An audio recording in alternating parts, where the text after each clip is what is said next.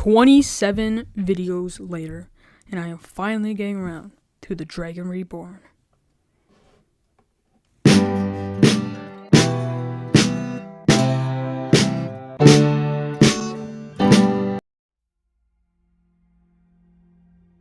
Hello and welcome back to my channel.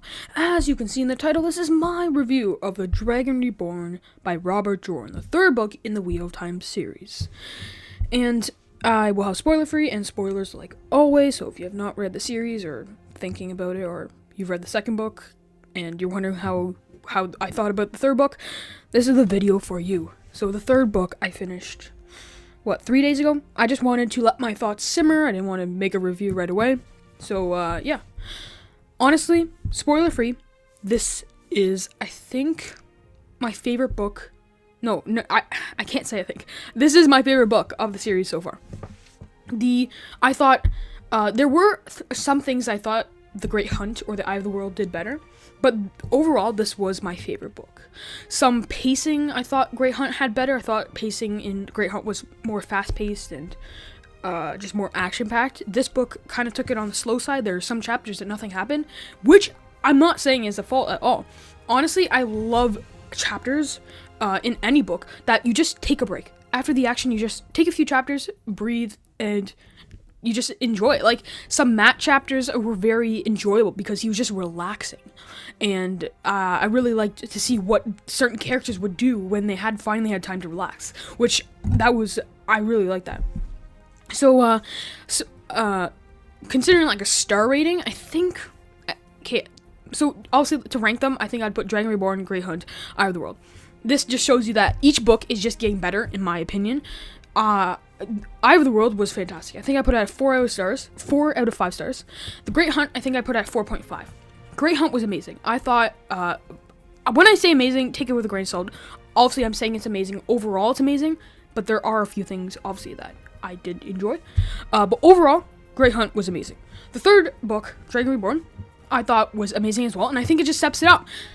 This is very exact, but I think I'd put it at 4.75. So it went up by 2.25 than the Great Hunt. I just don't want to say right away that it's a 5-star. I don't feel it deserves a 5-star just yet. People say Shadow Rising is very good, so I'm excited to get into that. I didn't have it on my TBR this year, but I'm very tempted to read it. People say The Way of Kings is good, but I'm actually debating whether to kick The Way of Kings out of my TBR and replace it with The Shadow Rising.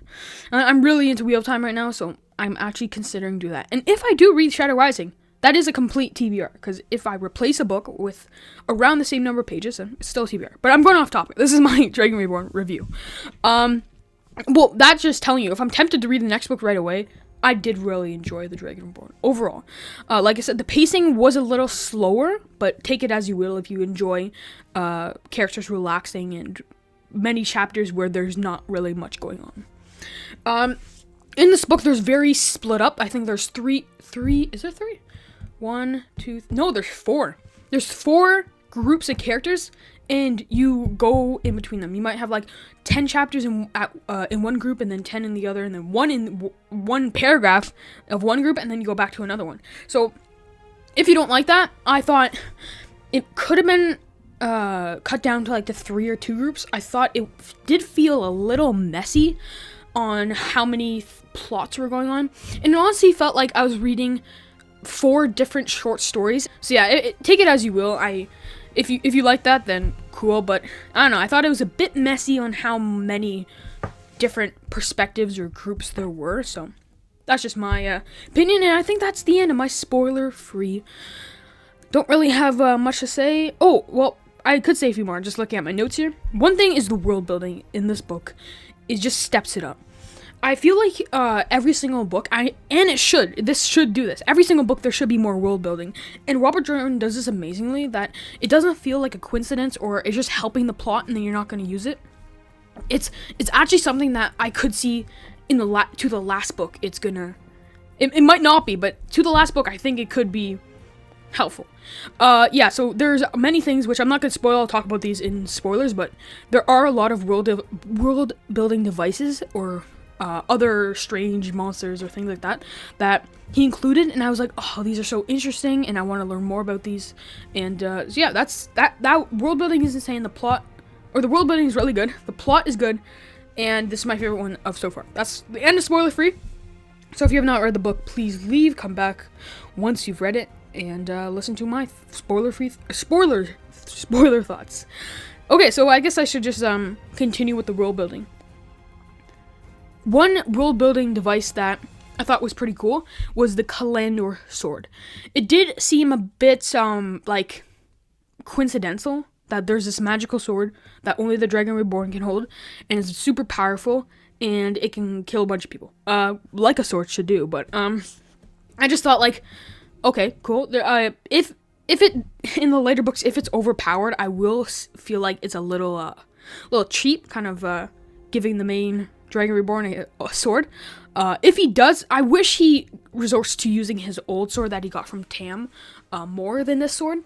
I just thought that reminding him of Tam, of this important sword that Tam had from his battle days, I thought maybe Rand should use that more. But if he just uses it once or twice, I'll be fine with that. Second is the Dream World, which was a very big use in this book, but I thought it was used well. That didn't seem like a plot device or just helping certain characters like Perrin and Egwene and Rand, like just making the plot move on. It didn't feel like that at all. I didn't feel like at any point that it was just helping the plot go on, and Egwene and Perrin find where Rand is or whatever. I never thought that, and that is just really good. I thought Robert Jordan just integrated it into the plot that felt like, yeah, that is a real thing that could be in this world. And I thought that was done very well. Just a couple more things I want to talk about. World building, the Triangulars? I don't know if I'm pronouncing that. This goes on to like the ring that you could use to in the Dream World. But this is also the accepted test that triangular that they use in the accepted test and in the when you're becoming an Aes Sedai. And this is some of my favorite chapters. I think I said this in my Great Hunt review. Is the chapters where they're going into these, and then they're accepted, or they become a novice, and they're coming closer to the Aes Sedai. I love these chapters. I don't know, they just feel like they remind me of like Harry Potter or like in the Triwizard Tournament, or you're in this level kind of thing, and then you complete it and you're now higher. I don't know, I really like the accepted test and the whole dream sequence where he's Egwene is with Rand and she has a child, and I don't know, it really made me thinking, like, if she stayed in that world, she could live a normal life with Rand and everything could be peaceful. I guess Rand is still the Dragon Reborn, but I don't know, those chapters really made me think, and I really enjoyed the accepted test, what do you call those? Triangular or dream sequences. And the last two world building devices that I thought were pretty cool is the Greymen and the Darkhounds. These are dark friends, and I thought the Darkhounds were scary as heck, and the Greymen as well. They're souls that are assassins. So yeah, I thought those two dark friends were just really cool, and the Myrddraal are interesting, but they're getting a little bland, you know? Once you have something on your plate too long, and it gets a little cold. So I like how that's such a bad metaphor. I like how he's adding a little more dark friends and trying to learn more about it. It kind of reminds me of like Dungeons and Dragons, when like a new monster comes and you have no idea who it is. And anyway, so yeah, that's the end of world building. That was a long, this is gonna be a long review because I have a lot to say, and most is positive. Yeah, so another point that I have on my notes here is, like I said in spoiler free, it does feel like you're reading 3 or 4 different stories. So there's the one with Matt and Tom, and then Nynaeve, Elaine, and Egwene, and then Moraine, Lan, Perrin. Is that it? Moraine and kind of Min at the start. I don't know if I'm forgetting any. Oh, Falcon. What's her name? I'm trying to look at my notes. Falme? I'll probably just call her Zareen. Honestly, that's easier. I still don't know how to pronounce her name. So yeah, you have Moraine. Sorry, you have Perrin, Moraine, Zareen, Lan, and then you have Tom and Matt. Oh my god, my name. And then you have Rand sing by himself, and then the three girls.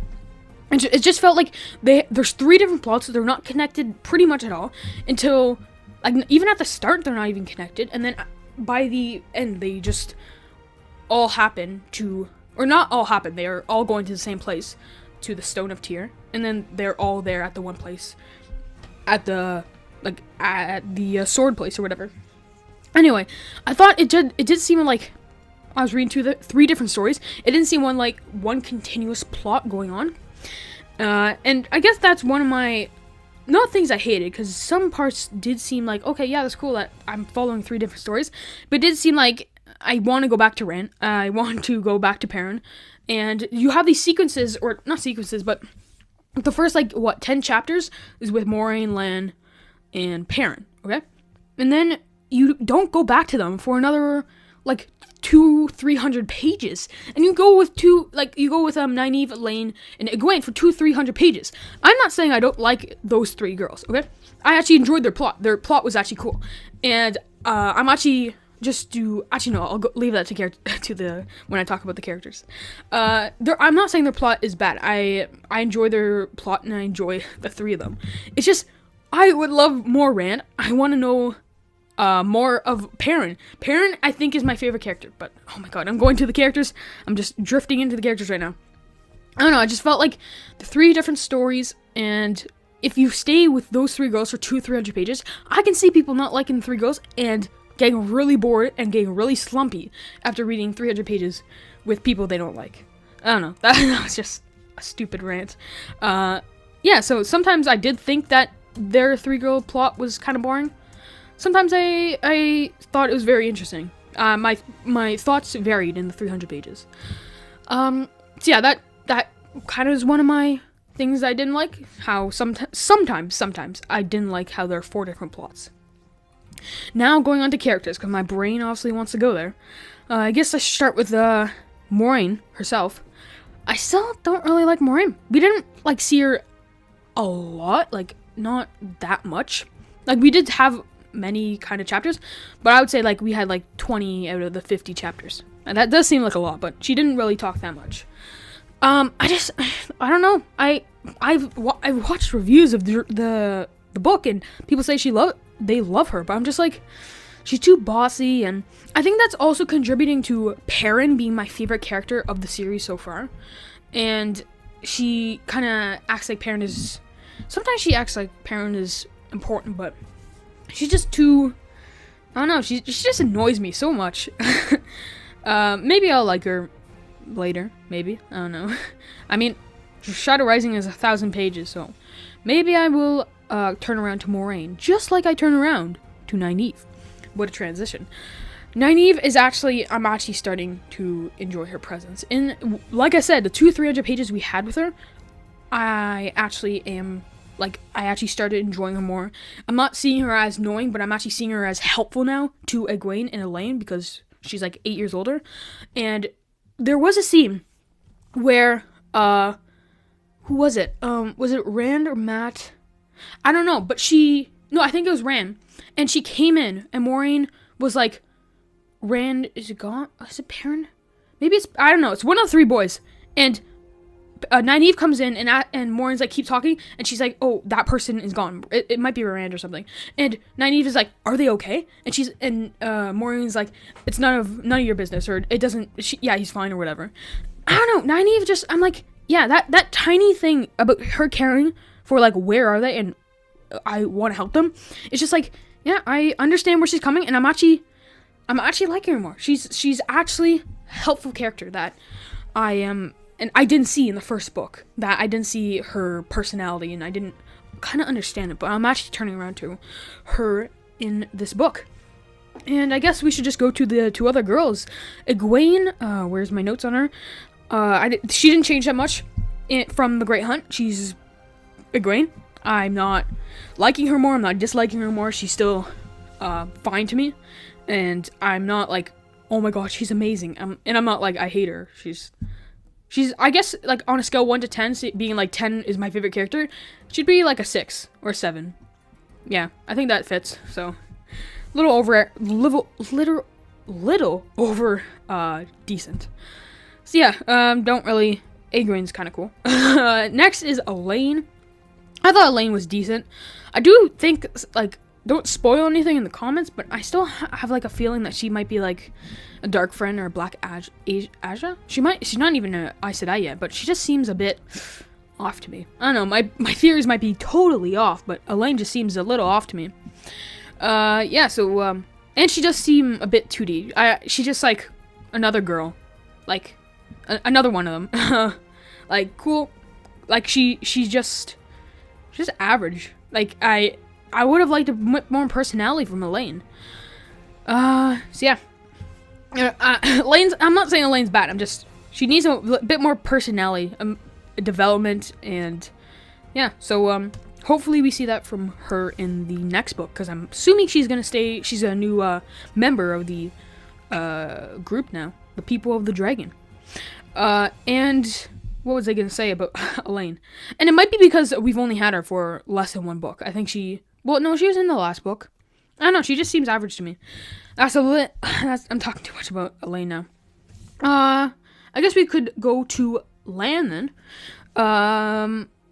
Lan, he kind of got a bit more development, but you might see a lot of these characters didn't get more because they didn't really, like, Lan didn't get a lot of talking, or it wasn't really his book, honestly. I think it would have been like Perrin's, or yeah, it would have been like Perrin's or Nynaeve's or Matt's book. Yeah, Matt would be a big one. It didn't seem like Lan or Maureen's book. Lan didn't seem. I honestly didn't even. Most chapters didn't even notice he was in the chapter because I wasn't even paying attention to him. So he didn't get any more development. Still kind of cool guy. Like, I love the start of The Great Hunt where he's teaching Rand. I thought he got a lot of personality from the start of The Great Hunt. So I really want some more one-on-one with Lan, like Lan talking to Moraine or Lan talking to Nynaeve. Just want to see Lan talk more, and yeah. Next is Loial. Loial is still awesome. It's not. Did we even? Oh no, sorry. He was with Perrin and Moraine and Lan. Yeah. There's like the scene where Loial got behind because he's reading a book, and then he stopped reading because he had to catch up. I don't know. It just seems so cool, and yeah, I like Loial. He's very fun, and I wish we saw him talk more in this book. Someone who we didn't see also talk that much or in at all is Rand. He kind of was a no-show in this book. He was here a few chapters at the front of the book, and then a few paragraphs in the middle, and then at the very end. He was definitely not his book, and I see this instance where he's like becoming like Anakin. I did notice that the actor of Rand in the Wheel of Time series TV show, he does act like like Anakin from Star Wars, and Rand is kind of getting the Anakin personality. And I know this book was out before, so I'm not saying copying, but I don't know, there's really similar Anakin and Rand. It does feel like he was alienated. Sorry, I was reading my notes and I don't know why I was reading it like a robot.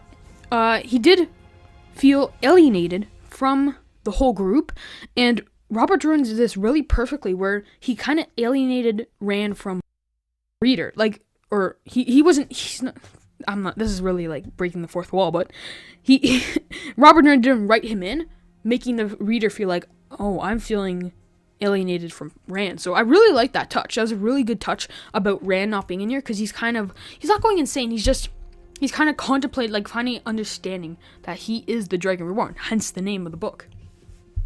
So next, let's talk about Gaul and Aviendha. The two Aiel. So from the last two books, you get the impression that Aiel are bad, and I guess they're not dark friends, but they're just bad. They're not good. I thought they were actually dark friends when until like the last book, And you actually learn that Aiel are actually a real race, and Ran might be Aiel, which would be cool if he is. I don't think that's really confirmed on where I am right at the moment. But you actually see Aiel like Gaul or Avienda, where they're actually nice Aiel that actually help. Like Perrin. Perrin does a lot. I guess I could also talk about him. Perrin does a lot of taking people out of cages. Yeah, he does that twice in this book. I shouldn't have said a lot. He does it twice. He does it to Gaul, who is an Aiel, and he takes him out. And Gaul's actually like doesn't fight back. He's like, "Thank you, I appreciate that," and he went away. And then there's Avienda, who helped Nynaeve and Egwene, and she's like, "Oh, my water is your water. You helped my friend." And yeah, that was a good not twist, but I really like that touch of there are good Aiel. They're not all bad. And I guess that is going to Perrin, who is, I think, my favorite character of the series so far. Perrin is just, we got so much, this book kind of makes him my favorite character. I wouldn't have said that at the end of the second book, but this book does make him. He is so fun and quiet, but he's also conservative, and he's a thinker, and I really like his personality. Just letting Gaul out, even though he knows that some Aiel are bad, and Gaul probably got in prison because of being bad, but Perrin doesn't care. And one of the turning points for Perrin's attitude is when he sees that wolf brother who's going insane in that cage, and he's like, I could end up like this. And that's when he really gets scared, and I really sympathize for him. I never understand, I might have to search it up. What's the difference between sympathize and... I can't even say that. So I really felt for Perrin when he saw the wolf brother, and he's like, I don't want to go insane just like him. So he let that guy go free, and pretty cool, but that guy's probably gonna not a good decision. So yeah, I guess we should talk about this love interest, this girlfriend, let's say, to Perrin, who's just at the end of the book understanding his feelings for Zareen. Falme? Oh, did I actually say that right? Falme? I don't know, the falcon person. I find her interesting, and I find her fun and annoying, but in a fun, annoying way. She just got introduced, and I'm already kind of like, yeah, I like her. Like, I think she fits with Perrin, and it makes sense that they, like, I really like those two together. Like, their company together, the way they talk, you can really see, like, there is some, like, instant chemistry between them. I'm interested to see how the friendship between Falme, or Zareen, and Perrin goes further. So I'm really interested in that. And I've talked to almost every character. I'm not going to talk about every single character. And the last character I will be talking about today is, you guessed it, Matt Cawthon. Matcham Cawthon. Finally. I heard that this is the book that people actually start falling in love, or liking Matt more. And this really, it makes sense. Because this is the book that, alone from the little snippet at the Eye of the World, before they get to Shadow Logoth, or Shadow Ghoul, I don't know. Before they get there, he is his normal self, and that's the tiny snippet we've had in the last 2 books, or 3 books. No, 2 books of the regular self, and then we instantly, pretty much like before the 200-page mark in the Eye of the World, he goes bad. He is not himself anymore, and this is finally that he is himself. And I honestly really, like, he bumped up so fast when he got cured that he's probably my second or third character. He's just so, I just like him so much more, because he seemed like so personalityless. Don't even know if that's a word. From the second book and the first pretty much half of the third book, and the whole second half of the Eye of the World. That was really out of order, but it just seemed like he was not himself, and you really don't get a sense of his personality. He did seem like 2D, like he was nothing. He was not even there. Like, he was just a blank canvas, I guess. But like now you're getting some color on the canvas. My metaphors are so on point today. He's I don't know, he's finally getting some personality. As you can see, or not you can see, but he has some luck, and he's laughing, and he's having fun, and he jokes, and he's the Matt Cawthon that I wished we had more of in the first book before he went insane, and I wish we had it in the second book. So yeah, I really enjoyed Matt more, and he has this really strange luck factor that I'm interested to see, like, is it because he's Ta'veren alone? Is it because, like, do all the Ta'veren have luck, or is it just him? I don't know.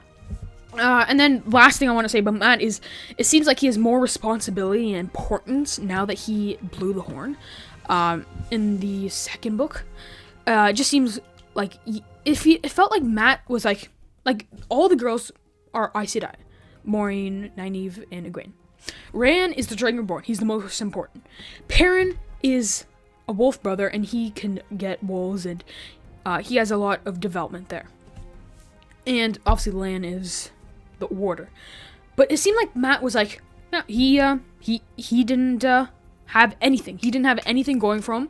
But we finally see, like, he blew the horn, so he will be the one blowing the horn in the last battle, which I'm assuming is going to be like the last 2 books or last book.